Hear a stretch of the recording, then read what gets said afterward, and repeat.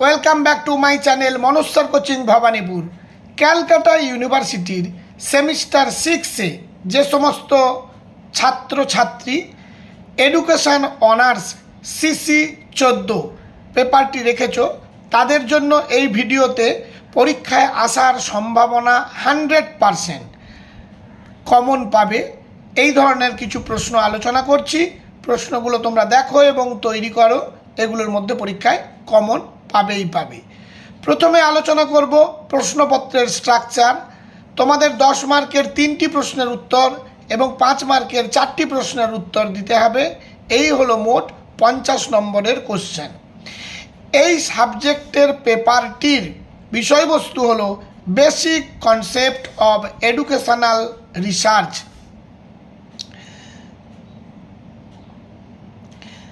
বাংলা এবং ইংলিশ দুটো ভার্সানেই প্রশ্ন তৈরি করা হয়েছে।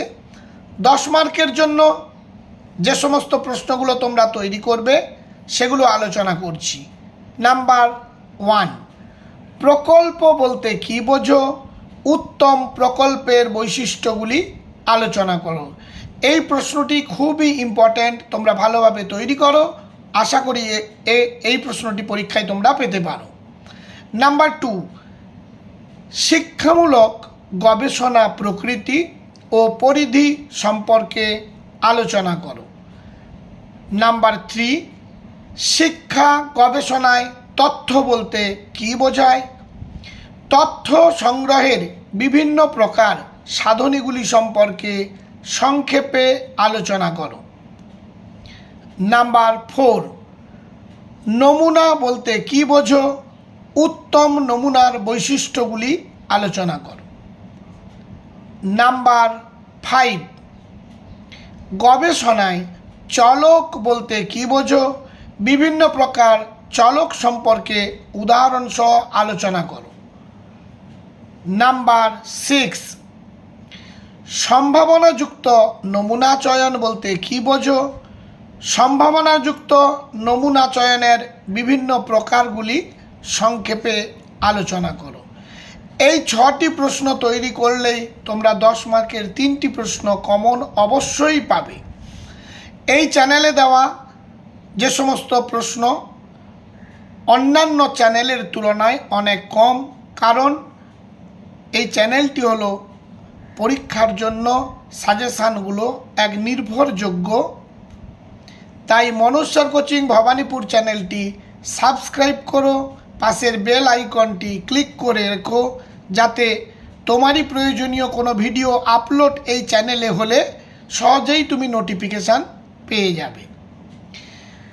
5 মার্কের জন্য যে সমস্ত প্রশ্নগুলো তৈরি করবে: 1 নম্বর, গবেষণায় নৈতিকতা কেন প্রয়োজন? 2 নম্বর প্রশ্ন, শিক্ষা গবেষণায় প্রকল্পের গুরুত্ব লেখো। নাম্বার 3, শিক্ষামূলক গবেষণার গুরুত্ব লেখো। নাম্বার 4, শিক্ষা গবেষণার বৈশিষ্ট্যগুলি আলোচনা করো। নাম্বার 5, নমুনায়নের উদাহরণ সহ সংজ্ঞা দাও। নাম্বার 6, গবেষণার সমস্যা বলতে কী বোঝায়? নাম্বার 7, শিক্ষা গবেষণার প্রকারভেদগুলি কী কী? নাম্বার 8, তথ্য সংগ্রহের কৌশলগুলি লেখো। নাম্বার 9, শিক্ষামূলক গবেষণায় সাহিত্য পর্যালোচনা প্রয়োজনীয়তা লেখো। নাম্বার 10, গবেষণার উদ্দেশ্য গঠনের প্রয়োজনীয়তা লেখো। 11, সমগ্রক ও নমুনার পার্থক্য লেখো। 12, তথ্যপঞ্জি ও গ্রন্থপঞ্জির পার্থক্য কী? নাম্বার 13, সম্ভাবনা নমুনা চয়ন ও সম্ভাবনাহীন নমুনা চয়নের পার্থক্য লেখো। নাম্বার 14, বিবরণীমূলক ও সিদ্ধান্তমূলক তথ্য প্রতিবেদন বলতে কী বোঝায়? এবার আমরা ইংলিশ ভার্সানটা আলোচনা করছি। For marks 10, question number 1, What do you mean by hypothesis? Write the characteristics of a good hypothesis. This question is very important. Number 2. Discuss the nature and scope of educational research. Number 3. What is meant by data in educational research?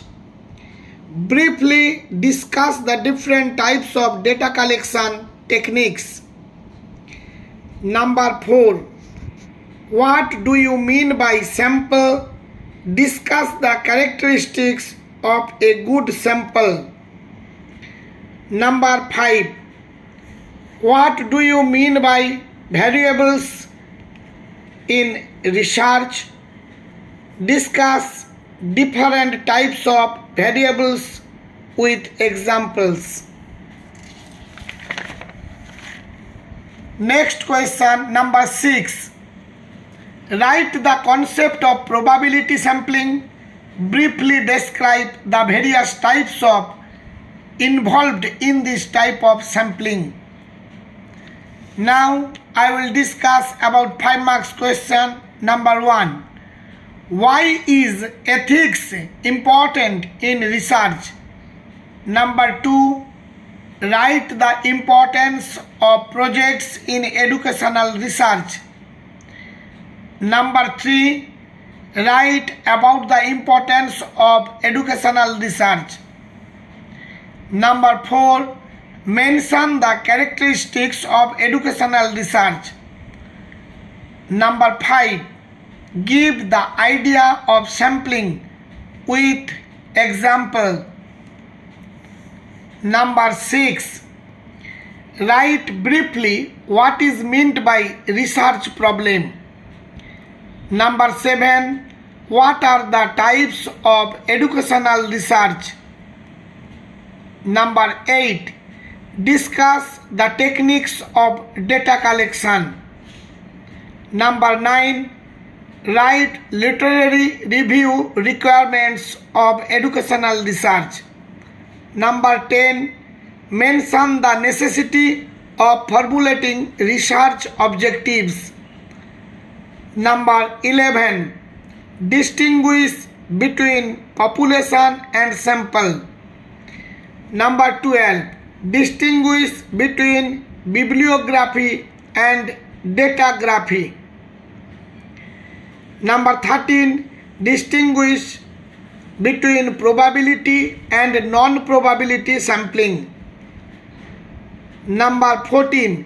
What is meant by descriptive and inferential data reporting? এই প্রশ্নগুলো অবশ্যই পরীক্ষাতে তোমরা common পাবে। সবশেষে মনস্যার coaching Bhabanipur চ্যানেলটি subscribe করো যদি তোমাদের কাছে চ্যানেলটি খুবই গুরুত্বপূর্ণ বা প্রয়োজনীয় মনে হয়। আজ তাহলে এই পর্যন্ত।